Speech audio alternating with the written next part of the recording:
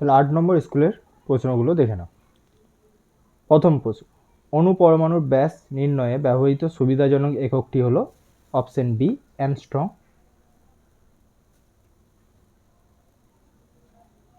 পরেরটা, কোনো বস্তুর ভিটি লেখচিত্রের নথি কি নির্দেশ করে? তাহলে এটা হলো অপশন বি ত্বরণ। আদর্শ প্রবাহীর যে ধর্ম থাকে না তা হলো সান্দ্রতা। প্রদত্ত যেটিতে অণুর সংখ্যা সব থেকে বেশি সেটি হলো, তাহলে এটা হচ্ছে 17 গ্রাম NH3, এটা মানে 1 মোল, বাকিগুলো কোনোটাই আর 1 মোল নেই, তাহলে 1 মোলই অণুর সংখ্যাটা এদের তুলনায় বেশি হবে। যে পরমাণুতে নিউট্রন থাকে না সেটা হলো সাধারণ হাইড্রোজেন। প্রকৃত দ্রবণ, কলয়েডীয় দ্রবণ ও প্রলম্বনের কণাগুলির আকারের বৃদ্ধি ক্রম, তাহলে সব থেকে বড় হচ্ছে প্রলম্বন, তারপরে কলয়েডীয়, তারপরে প্রকৃত দ্রবণ, মানে CBA, তাহলে CBA অপশন সি। পরেরটা, আম্লিক অক্সাইড জলের সঙ্গে বিক্রিয়া করে কি উৎপন্ন করে? অ্যাসিড উৎপন্ন করে। সালফিউরিক অ্যাসিড কি অ্যাসিড? দ্বিক্ষারীয় অ্যাসিড। বিওজি ফানেলের সাহায্যে পৃথক করা যায় কোনটা? পৃথক করা সম্ভব নয়, তাহলে অপশন সম্ভব নয় কোনটা হবে? অপশন সি, অপশন সি হবে, জল ও ইথাইল অ্যালকোহল, এটা আংশিক পাতনের সাহায্যে পৃথক করা। নকনি সিনড্রোম হচ্ছে কার প্রভাবে? তাহলে অপশন 10এরটা হচ্ছে নকনি, এখানে আমাদের অপশন অনুসারে যদি যায় তাহলে অপশন বি ফ্লুরাইডের ফলে। তারপরে 11টা, কার্যের মাত্রীয় সংকেত কি? তাহলে কার্যের মাত্রীয় সংকেত ml² T⁻⁻T। 420 জুল কার্য তাপে রূপান্তরিত হলে উৎপন্ন তাপ হবে, তাই উৎপন্ন তাপ হচ্ছে 100 ক্যালোরি। তাহলে কোন সূত্র? জুলের সূত্র, তাহলে H সমান W/J, তাহলে এখানে J এর মান হবে 4.2, J এর মান হচ্ছে 4.2, যেহেতু ক্যালোরি এককে চেয়েছে। পরেরটা, দ্বিমাত্রিক শব্দের প্রতিধ্বনি শোনার জন্য শ্রোতা ও উৎসের মধ্যে ন্যূনতম দূরত্ব কত হতে হবে? তাহলে দ্বিমাত্রিকের জন্য আমাদের 66.4 হয়, তাহলে আমাদের অপশন অনুসারে অপশন সি হতে পারে, অপশন ডি হতে পারে, তাহলে আমরা অপশন সি যাব। তাহলে এত মিটার হয়, 66.4 মিটার হয়। তারপর গ্রুপ বি এর প্রশ্নগুলো দেখো। পরম উষ্ণতার কোন মানে জলের ঘনত্ব সর্বাধিক? এর আগে দেখেছিলাম লেখচিত্রের সাহায্যে 4 ডিগ্রি সেন্টিগ্রেড উষ্ণতায় ঘনত্ব সর্বাধিক, আয়তন কম, 4 ডিগ্রি সেন্টিগ্রেড উষ্ণতায়। এমন একটি ভৌত রাশির নাম লেখো যার মাত্রা নেই অথচ একক আছে, তাহলে কোন? ইউ প্রাথমিক বেগ থাকা কোনো বস্তু সমমন্দনে টি সময়ে কত দূরত্ব অতিক্রম করবে? তাহলে এটা হচ্ছে S = UT - ½ AT², যেখানে A মানে মন্দন আর S মানে দূরত্ব।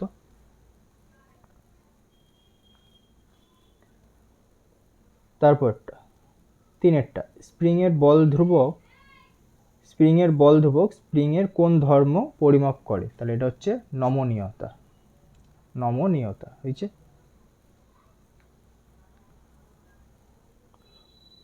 পূর্ণ নমনীয় বস্তুর ইয়ং গুণাঙ্ক কত? 0।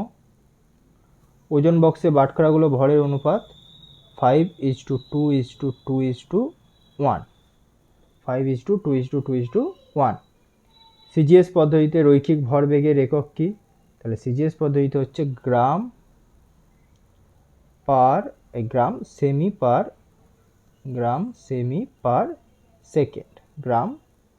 Per second. 6টা, দুটি আইসোবারের ড্যাশ সংখ্যা সমান, তাহলে দুটি আইসোবারের ভর সংখ্যা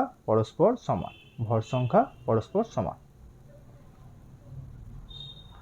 বিয়েরটা, 5 গ্রাম লবণ 50 ml জলে দ্রবীভূত থাকলে ওই দ্রবণের শতকরা মাত্রা কত? তাহলে 10%, শতকরায় যদি বের করি আমরা।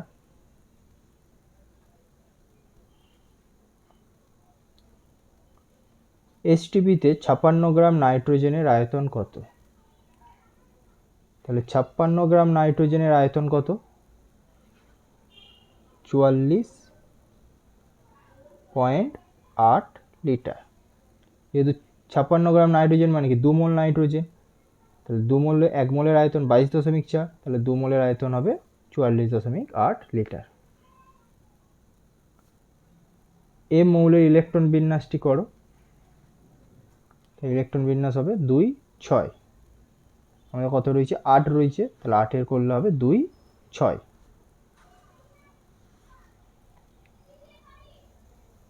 পরের প্রশ্নটা দেখো, ওরি অথবাই রয়েছে 19 পরমাণু ক্রমাঙ্ক বিশিষ্ট মৌলের এম কক্ষে কটি ইলেকট্রন আছে? তাহলে 2 8 8 1, এটা হলো ইলেকট্রন বিন্যাস। তাহলে এম কক্ষপথে কটা ইলেকট্রন আছে? একটি ইলেকট্রন আছে। এম কক্ষ বলেছে, তাহলে এম কক্ষে আছে 8টি ইলেকট্রন, তাহলে এম কক্ষে 8টি ইলেকট্রন রয়েছে। CCl2 ও H2 এর মধ্যে কোন যৌগের ক্ষেত্রে সংকেত ভর কথাটি আমরা ব্যবহার করব? তাহলে আয়নীয় যৌগের ক্ষেত্রে আমরা সংকেত ভর কথাটি ব্যবহার করি।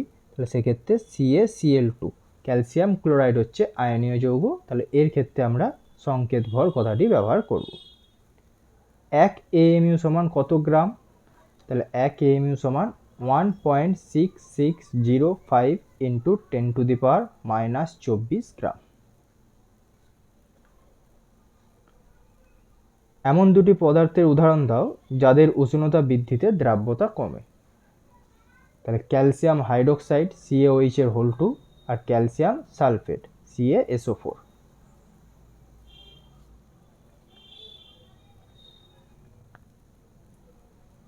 অথবাটা দুটি অজলীয় দ্রাবকের নাম লেখো। তাহলে ইথাইল অ্যালকোহল আর ক্লোরোফর্ম। একটি জারক অ্যাসিডের নাম লিখতে বলেছে।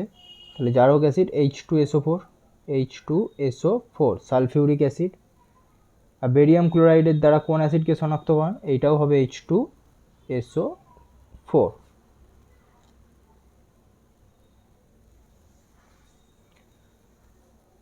তো TNT প্রস্তুত করতে কোনটা ব্যবহার করা হয়?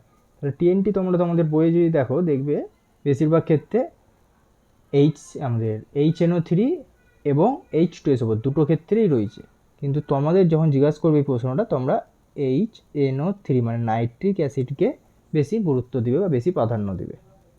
তাহলে এটা হবে নাইট্রিক অ্যাসিড HNO3। তারপর 13টা ইথার এবং বেনজিনের মিশ্রণকে কোন পদ্ধতিতে আলাদা করবে? তাহলে পাতন পদ্ধতির সাহায্যে আলাদা করবে এদেরকে। পাতন পদ্ধতির সাহায্যে আলাদা করবে। পরেরটা সত্য মিথ্যা। গ্যামাক্সিন হলো ক্লোরিন ঘটিত যৌগ, তাহলে এটা সত্য।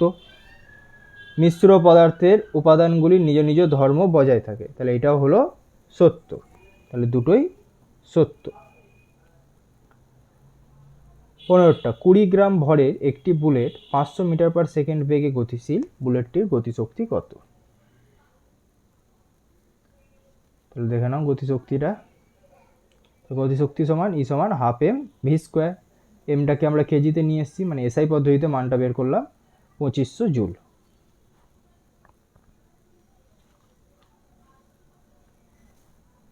পরেরটা সমবৃত্তীয় গতি বজায় রাখতে কি কোনো ক্ষমতার প্রয়োজন হয়? সমবৃত্তীয় মানে বৃত্তাকার পথে যখনই ঘুরবে তার কৃতকার্য হয়ে যাবে 0, আর কৃতকার্য 0 হয়ে গেলে ক্ষমতা মানে কি? কৃতকার্য বাই সময়, তাহলে সেক্ষেত্রে ক্ষমতাও হয়ে যাবে 0।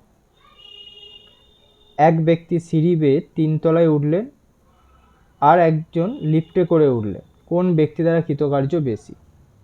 তাহলে যার ভর বেশি তার দ্বারা কৃতকার্য বেশি, কারণ কৃতকার্য বের করার সূত্র mgh।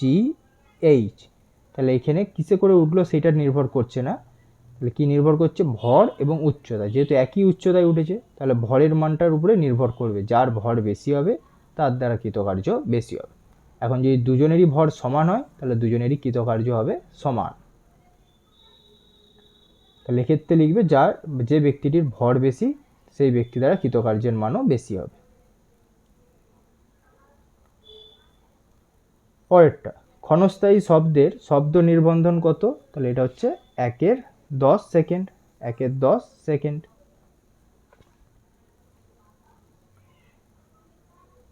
কোন ঘটনার মাধ্যমে বোঝা যায় যে আলো হচ্ছে তির্যক তরঙ্গ? তো এটা তোমরা লিখে দিবে পোলারাইজেশন। পোলারাইজেশন। পরের প্রশ্নটা দেখো, বাম স্তম্ভের সাথে ডান স্তম্ভ। তাহলে জল সমের একক কোনটা? তাহলে এটা হলো কেজি। আর লিন তাপের একক জুল পার কেজি।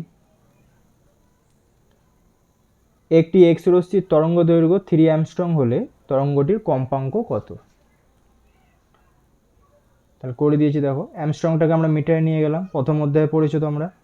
তাহলে 1 অ্যামস্ট্রং সমান 10⁻⁻10 মিটার, সেই জন্য 3 দিয়ে গুণ করলাম। শূন্য মাধ্যমে আলোর বেগ, এটা হচ্ছে ভি সমান এন ল্যামডার ধরেই হবে, যেহেতু শূন্য মাধ্যমে আলোর বেগটা আমাদের ধ্রুবক, মনে রাখতে হয় যে 3 × 10⁸ মিটার পার সেকেন্ড।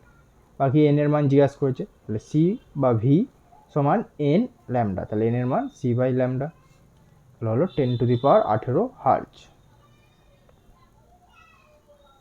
পরের প্রশ্ন,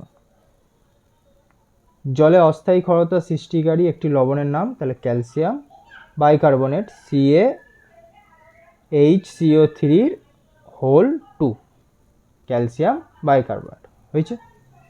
পরেরটা, পরের পার্টে তোমরা সি এবং ডি এর প্রশ্নগুলো দেখে নেবে।